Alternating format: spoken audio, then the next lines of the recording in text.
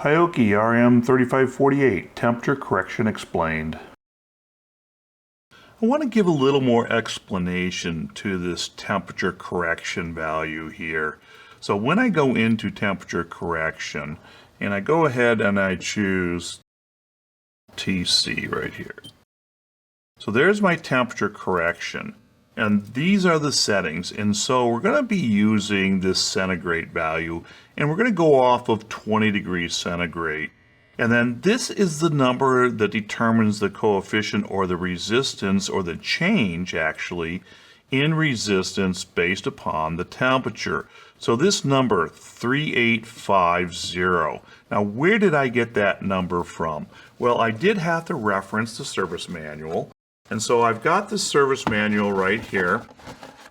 And in this manual, it gives me different values for the different types of wire. So it's got an annealed wire, copper wire. It's got a hard drawn copper wire. So who knows what kind of wire sometimes we have, but typically most of the automotive applications are going to be some kind of copper wire. Here it's telling me the copper content is 99.9% copper, and so I'm looking at these coefficient numbers of 3810 to 3970, and then I'm looking at this one at 3770 to 3850. Now 3850 crosses over into this one, so I figured if I use 3850, I've got these two areas covered. So that's what I decided to put my setting at, is 3850. Now, that number has a little bit more complexity to it.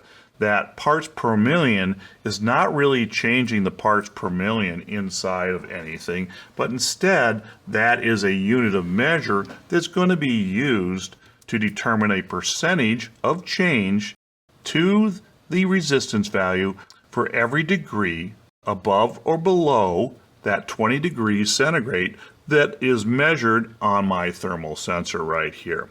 And so that's going to make my temperature correction based upon the fact that I'm measuring copper and I've got that parts per million setting at 3850.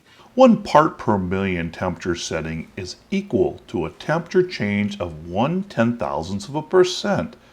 A setting of 3850 at 20 degrees Celsius is converted by multiplying 3850 times 1/10,000th or 0.0001. This becomes a temperature change of 385,000ths of a percent for every 1 degree of change from 20 degrees Celsius. For example, if a resistance measures 100 ohms at 20 degrees Celsius, the same resistance at 21 degrees Celsius will measure 100 ohms and 385 milliohms. So once you've got these settings, it's just a matter of pressing enter to enter into your temperature correction.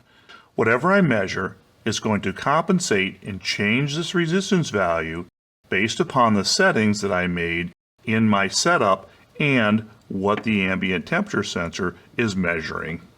If I use a little compressed air from the Office Depot and I turn the can upside down, I will get some really cold air coming out here, and I should see a value change. And I'm just going to spray a little bit on the end of this sensor to cool it down. And so we'll see that temperature adjustment take place. Now, one thing to note is that the resistance of what I'm measuring is not actually being changed, and it's not actually an accurate measurement because the resistor I'm measuring is not the same temperature as my temperature sensor because I sprayed the cold air on the temperature sensor. So when you make this measurement, whatever you're measuring and your temperature sensor both have to be at ambient temperature for this to be accurate. And to exit out of temperature correction, just press the TC button right here, press it again, press it one more time. When it says off, go ahead and press enter. And now we're out of temperature correction.